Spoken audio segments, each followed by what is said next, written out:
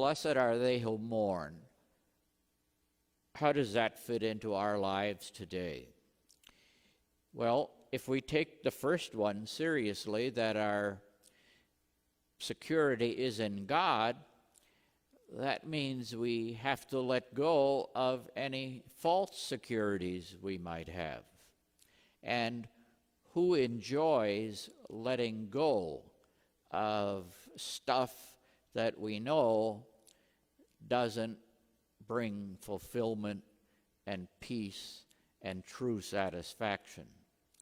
All of us like to hold on because we're built that if we let go, we might have nothing left when it's all said and done. And maybe that's the way it ought to be anyhow, because what we have left, of course, is, oh, I am one of God's beloved.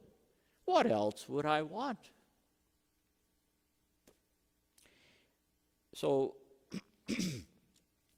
but again, we know what Jesus did with and for those who had experienced the death of loved ones. And one of the things that I would suggest is that if the best Bible, I think, to use is the New American Bible, because it has all kinds of notes in it. This is just a sampling of what the New American Bible provides for these verses that we will reflect on for this coming Sunday. And so there's a lot of cross-references.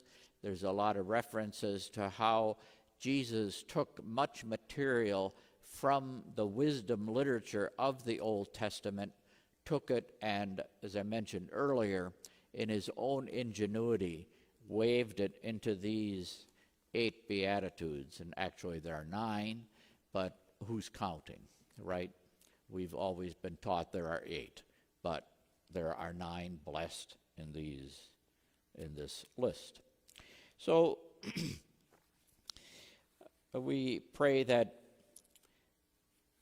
we again would see that one of the things that we need to, it's a unique way of looking at mourning, but to see that how it is that our living out of the first beatitude, poor in spirit, that we can then, renewed in the goodness of God in which we place our security, can be instruments to counteract the evil that exists in our world.